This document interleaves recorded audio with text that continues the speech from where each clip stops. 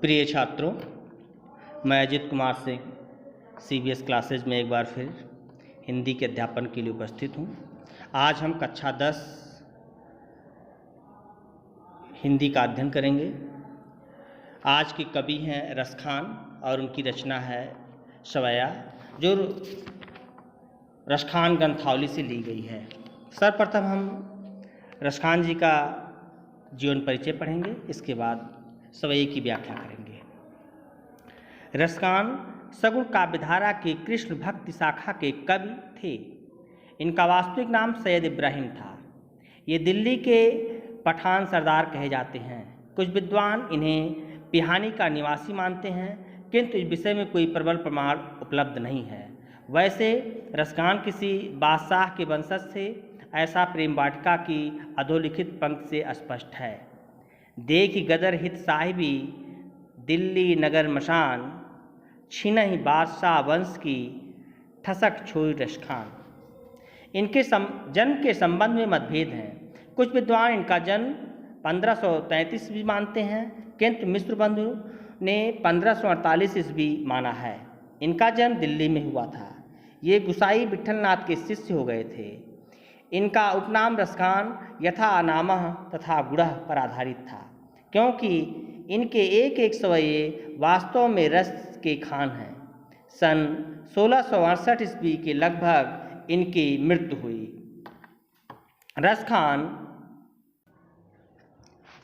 रसखान आरंभ से ही बड़े प्रेमी व्यक्ति थे। इनका लौकिक प्रेम भगवान श्री कृष्ण के प्रति अलौकिक प्रेम भाव में परिवर्तित हो गया था। ये जितना कृष्ण के रूप सौंदर्य पर मुक्त थे, उतना ही उनकी लीला भूमि ब्रज के प्राकृतिक सौंदर्य पर भी। कृष्ण के प्रति इनके प्रेम भाव में बड़ी तीव्रता, गहनता और आवेशपूर्ण तन्मयता मिलती है। इसी कारण इनकी रचनाएं हृदय पर मार्मिक प्रभाव डालती हैं।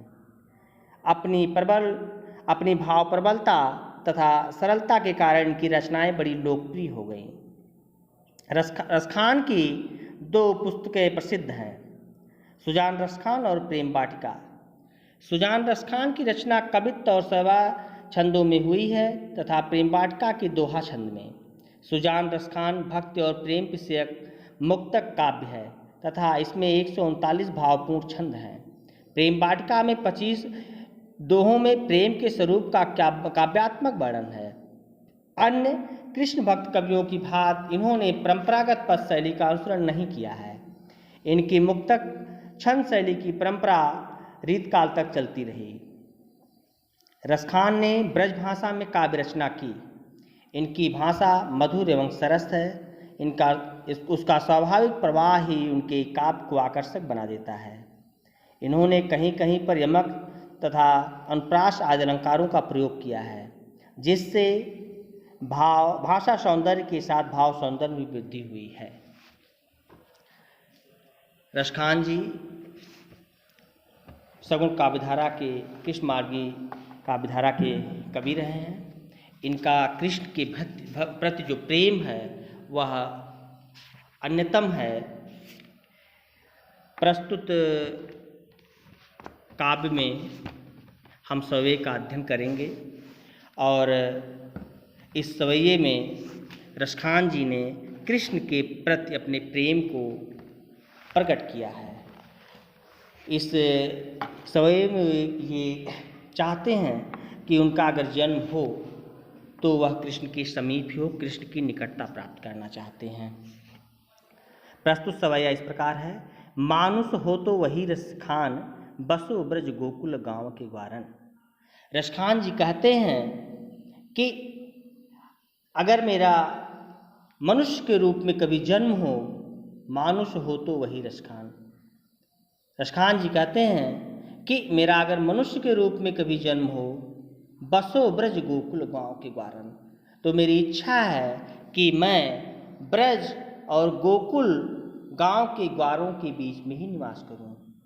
ब्रज और गोकुल गांव के लोगों के बीच में ही निवास करूं, अगर मेरा कभी मनुष्य के रूप में जन्म हो। आगे कहते हैं, जो पशु हो तो कहाँ बशु मेरो। कहते हैं कि अगर मैं पशु के रूप में मेरा जन्म होता है तो उसमें तो मेरा कोई बस नहीं है। लेकिन चरो नित नंद किधेनु मझारन। लेकिन मेरी इच्छा है कि मैं सदैव नंद की गायों के बीच में ही चरा करूं। पाहन हो तो वही गिर को, अगर मैं पत्थर बनूं तो वही पत्थर बनूं। कौन सा? जो धरयो कर छत्र पुरंदर तारन। कहते हैं कि अगर मेरा जन्म पत्थर के रूप में हो तो मैं उसी गोवर्धन पर्वत का पत्थर बनूं जिसको श्री कृष्ण ने इंद्र के गर्व को चूर करने के लिए उठा लिया था। जो खग हो तो बसेरो करो। फिर कहते हैं अगर मेरा जन्म एक पक्षी के रूप में हो, जो खग हो तो बसेरो करो। मिली कालिंदी कूल कदम्ब किनारन। तो मेरी इच्छा है कि मैं यमुना के किनारे स्थित, कालिंदी कुल में, कालिंदी में होता है यमुना, यमुना के किनारे स्थित, यमुना के किनारे स्थित कदम के वृक्षों की डाल पर बसेरा करूं। तात्पर्य यह है कि रसखान जी कहते हैं कि मेरा किसी भी रूप में जन्म हो, चाहे पत्थर के रूप में, चाहे मनुष्य के रूप में, चाहे पशु के रूप में, चाहे खग के रूप में, तो मैं ब्रज और गोकुल के बीच में ही रहूं, उनका ही सानिध्य प्राप्त करूं। पद्य सवैया छंद में है। आगे की रचना इस प्रकार है। आज गई हुति भोर ही हों।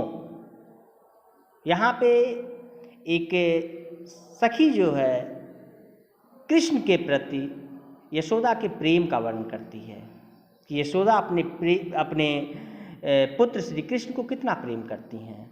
आज गई हुति भोर ही हो। एक सहेली अपनी सहेली से गई, कहती है कि आज मैं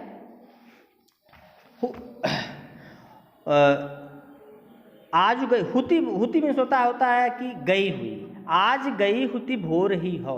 आज मैं भोर मतलब प्रातः काल ही गई थी, एकदम सुबह सुबह ही गई थी। कहाँ? रस खान रही वह नंद की भवन है। रस खान में होता है श्री कृष्ण, रसों की खान श्री कृष्ण।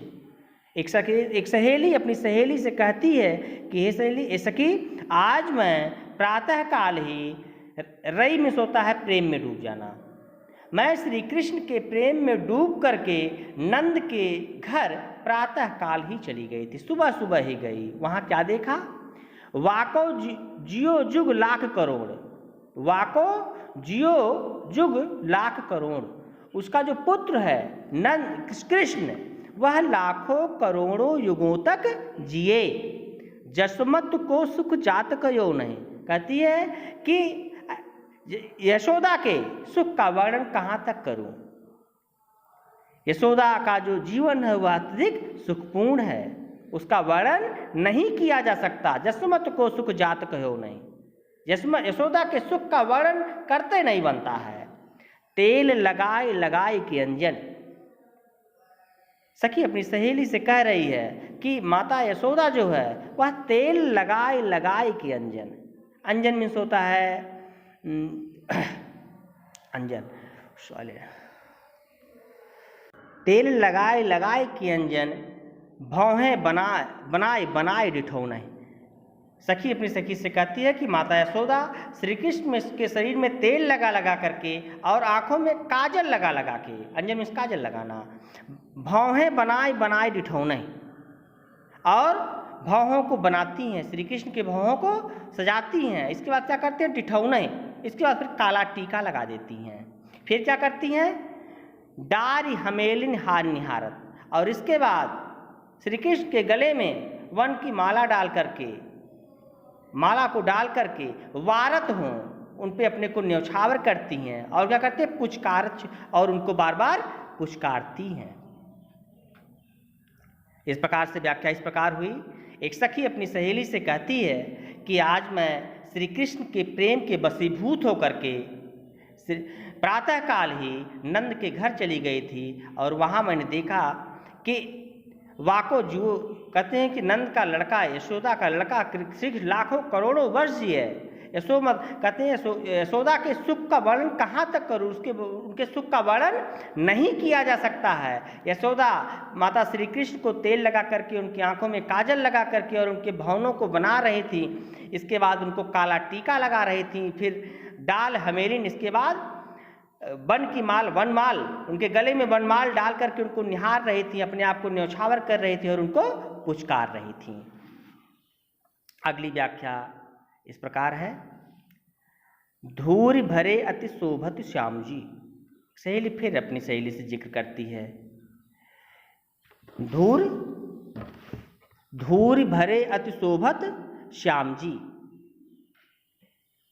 श्याम श्री कृष्ण धूल से सने हुए हैं, लेकिन फिर भी बहुत ही सुंदर दिखाई पड़ रहे हैं। उनके शरीर पे बहुत धूल लगी हुई है, लेकिन इसके बाद भी वो बहुत शोभित माने सुशोभित हो रहे हैं, सुंदर दिखाई पड़ रहे हैं।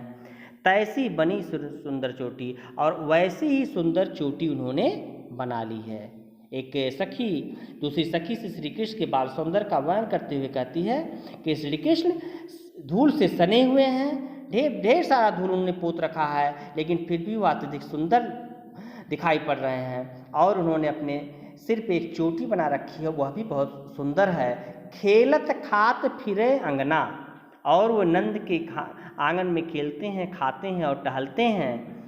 पग पैजनी, अपने पैरों में पैजनी पहने हुए हैं, पैजनी बाजत, वो जो अपने पैरों में पैजनी पहने हुए हैं वो बज रही है, पीली कछोटी। और उन्होंने अपनी कमर में पीली जो है कछोटी पहन, जो पीली कच्छी पहन रखी है। वाह छब को रसखान बिलोक, कहते सहेली कहती है कि उस छब को देख करके, श्री कृष्ण के उस सुंदर स्वरूप को देख करके, वारत काम कला निधि कोटि, वारत में सोचा न्यौछावर करना।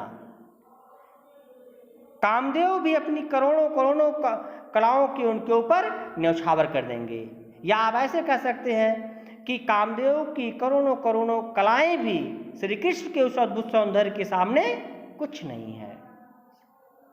काग के भाग बड़े सजनी, काग के भाग बड़े सजनी, हरि हाथ सो लय गयो माखन रोटी।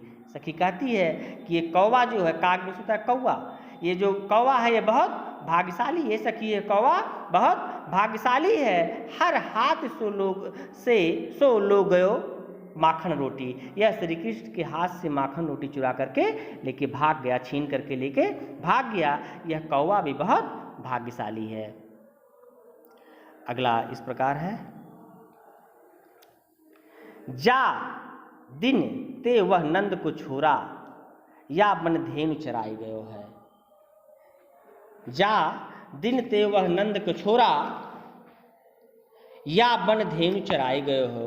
इस पद में श्री कृष्ण के आकर्षक व्यक्तित्व का चित्रण किया है। किस तरीके से जो मुरली बजाते थे तो ब्रज के लोग उनके दीवाने में मतवाले हो जाकर उनके पीछे भागने लगते थे, उसी का जिक्र यहाँ पे किया गया है। जा दिनते वह नंद को छोरा, या बन धेनु चराई गयो है। कहते हैं जिस दिन से वह नंद का छोरा श्री कृष्ण इस वन में अपनी गायों को चुरा के गया है, या बन धेनु चराई गयो है, इस वन में अपनी गायों को चुरा करके गया है। मोहन तानन गोधन गावत, मोहन तानन गोधन गावत, धेनु बेनु बजाए रुझाए गया है। वह अपनी बंसी को बजा करके और उस पर मोहन में होता है जादू, मोहित कर लेने वाले गीत को गा करके, अपने बांसुरी को बजा करके हमको रिझा करके चला गया है। इस प्रकार से अर्थ है, जिस दिन से वह नंद का छोरा श्री कृष्ण इस वन में अपनी गायों को चरा के गया है और अपनी बांसुरी की मोहिनी आवाज़ से हम लोगों को आकर्षित करके गया है, गोधन गा के गया है, उस दिन से ऐसा लगता है कि हम लोग उसके ऊपर रीझ गए हैं। हमको गोधन का गीत सुना करके गया है, रिझा करके गया है। उस दिन से हमारे ऊपर कोई वाह दिन सो कुछ टोना सो का, ऐसा लगता है कि उस दिन से कुछ टोना हो गया है। रस खान ही में समाये गए हैं, ऐसा लगता है कि रसों की खान श्री कृष्ण हृदय में समा गया है। हमारे ऊपर कोई जादू टोना हो गया है। कोई न काहू की कानी करे, को न काहू की कानी से होता है इज्जत करना। अब ब्रज में कोई किसी की इज्जत नहीं करता। सामान्यतः होता है विद्यार्थियों, आप जानते हैं कि लोग प्रेम को बहुत प्रदर्शित नहीं करते हैं, ठीक। और ब्रज में श्री कृष्ण के प्रति जो एक सांकेतिक प्रेम था सबका, वह उनकी मुरली की ध्वन को सुन करके, उनके गोधन के गीत को सुन करके सब उस सांकेतिक प्रेम को भूल गए हैं, अपने प्रेम का प्रदर्शन करने लगे हैं, खुले खुले प्रदर्शन करने लगे। कोई किसी का सम्मान नहीं कर रहा है, को न काहू की कानी करे, कोई किसी का सम्मान नहीं कर रहा है। सिगरो ब्रज वीर बिकाए गए, कहते हे सखी सारा ब्रज, सारे ब्रज के लोग उस श्री कृष्ण के प्रेम के वशीभूत हो गए हैं, श्री कृष्ण के प्रेम में बिक गए हैं।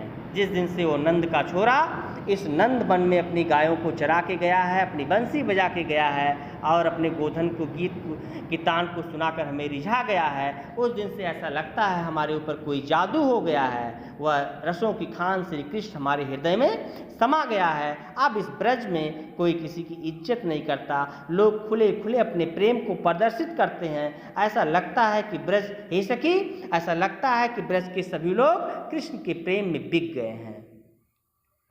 बस आज इतना ही। थैंक यू, धन्यवाद।